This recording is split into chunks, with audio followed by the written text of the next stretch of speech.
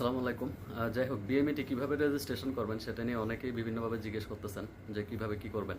এটা খুবই সহজ একটা জিনিস, ঠিক আছে? আপনি আপনার নিকটস্থ যে কোনো কম্পিউটার দোকানে গিয়ে বললেই হবে, আপনি যদি না পারেন। তা এখন কি ডকুমেন্ট আপনি রেডি রাখবেন? আপনি ডকুমেন্ট রেডি রাখবেন, আপনার পাসপোর্টে খুব সুন্দরভাবে স্ক্যান কপি করবেন, ওইটা পিডিএফ আপনার কাছে রাখবেন, আপনার পাসপোর্টের ইনফরমেশন যে পেজটা, ঠিক আছে? খুব ভালোভাবে স্ক্যান করবেন এটা।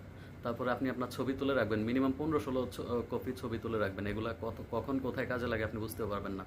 তো যাই হোক, ছবি হচ্ছে সাইজ হচ্ছে 35x45, সম্পূর্ণ সাদা ব্যাকগ্রাউন্ড, ঠিক আছে?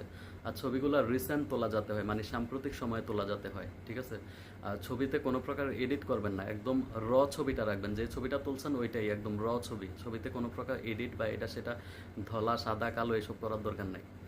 আর ছবির সাইজ অবশ্যই 35x45।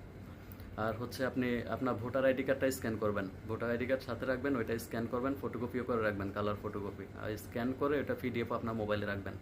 আপনার যদি ভোটার আইডি কার্ড না থাকে, মা অথবা বাবা ভোটার আইডি কার্ডটা করে রাখবেন, ঠিক আছে? আর নমিনি হচ্ছে বাধ্যতামূলক, ওই নমিনি পেপারসগুলো রাখবেন, ঠিক আছে? তো এই হচ্ছে ডকুমেন্ট। আপনি এই ডকুমেন্টগুলো নিয়ে আপনি কোনো কম্পিউটার দোকানে যাবেন, যে ওদেরকে বলবেন বিএমইটি রেজিস্ট্রেশন করবেন।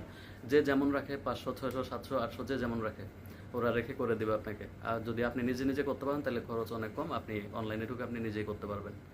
তো যাই হোক, এই ডকুমেন্টগুলো আপনার সাথে রাখেন। ও, আরেকটা জিনিস যেটা ভুলে গেছি, আপনার একটা ব্যাংক অ্যাকাউন্ট রাখবেন, ব্যাংক অ্যাকাউন্ট নাম্বার, ঠিক আছে? সেটা সরকারি ব্যাংক হোক বা যে কোনো একটা ব্যাংক অ্যাকাউন্ট নাম্বার রাখবেন, সরকারি হলে সবচেয়ে ভালো। ভালো থাকবেন সবাই।